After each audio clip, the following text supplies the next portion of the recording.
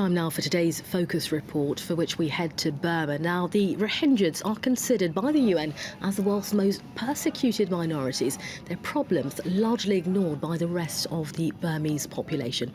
Well, one Rohingya Muslim told France 24 that soldiers arrest all males over 10, and if there are no men, they instead rape the women. Well, the army says they're cleaning up, but the population says they're actually causing the violence. France 24's Clovis Casali sent us this report.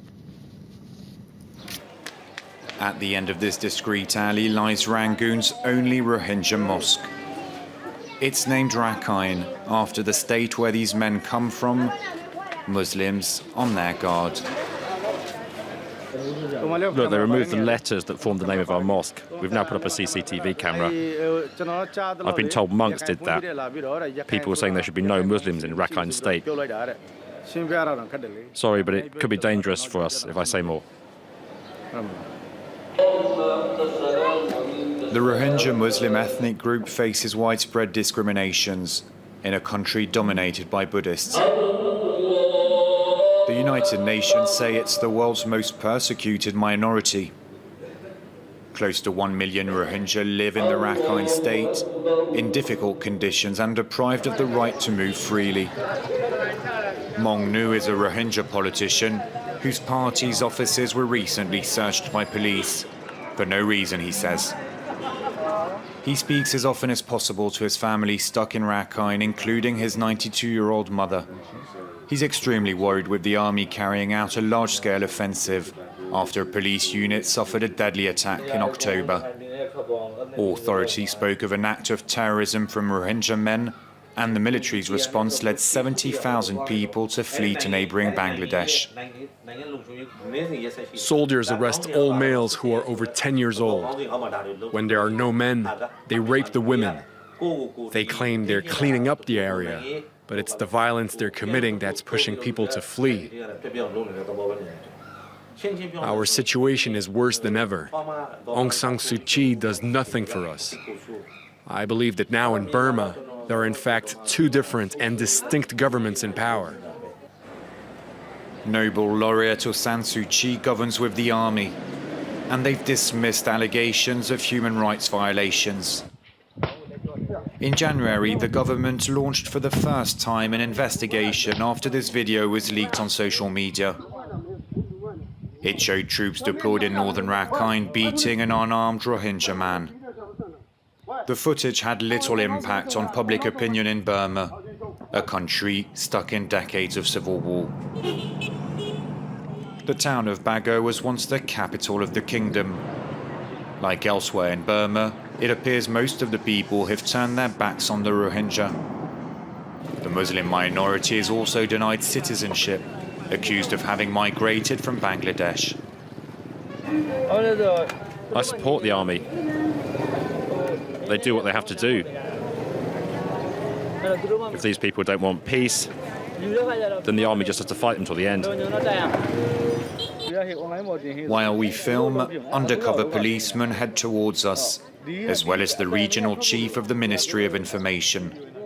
He insists on taking a picture of our press cards and then accepts to talk about the Rohingya.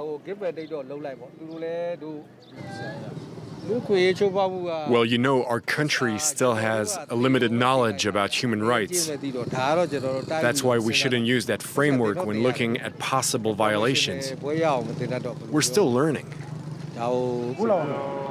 Minutes later, during an interview in a different part of town, the immigration police stops us. Our Burmese colleague answers their questions.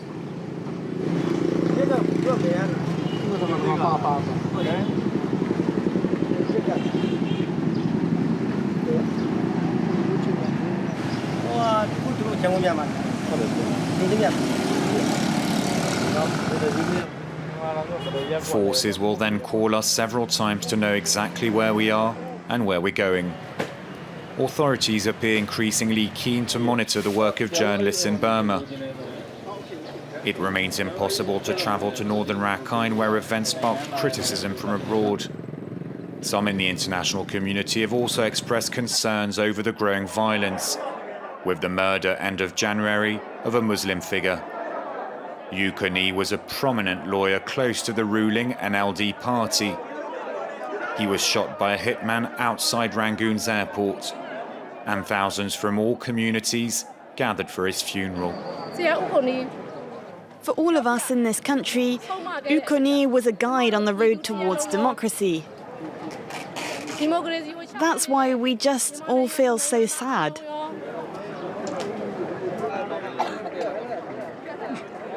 The murder of Yukoni shocked the nation, notably Muslims and the Rohingya minority. He was a human rights advocate who fought for more equality in Burma. Today's Focus report coming from our team on the ground in Burma. To talk more about this, though, Mark Farminer is Director of Burma Campaign UK. He joins us via Skype now. Mr. Farminer, thank you very much for speaking to France 24. Now, the UN has recently released a report detailing mass gang rape, killing, brutal beatings, plus the disappearance of Rohingya Muslims. Is this something that your society, or as the Director of Burma Campaign UK, you corroborate? Yes, this is consistent with the reports that we've received and other human rights organisations have received, and many media who've managed to interview some of the Rohingya who fled to neighbouring Bangladesh. It's just incredible stories of horrific cruelty, of children having their throats slit when they're trying to protect their mother from rape, of families being burned in their homes. And the UN report has found that over half of the women they interviewed had experienced rape or sexual violence. So sexual violence, then, we could say being used as something as a weapon of war more and more.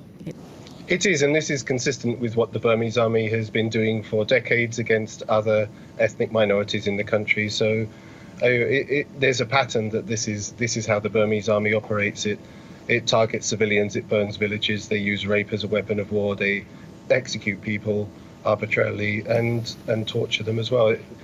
What we're seeing here, the UN have said could be possible crimes against humanity, yet we're seeing a surprising lack of any strong response from the international community.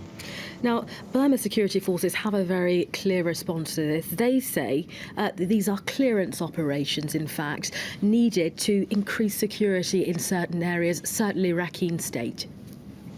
Well, when this began was following an attack on a police border guard post where 9 police officers were killed back in October. Was the start of it.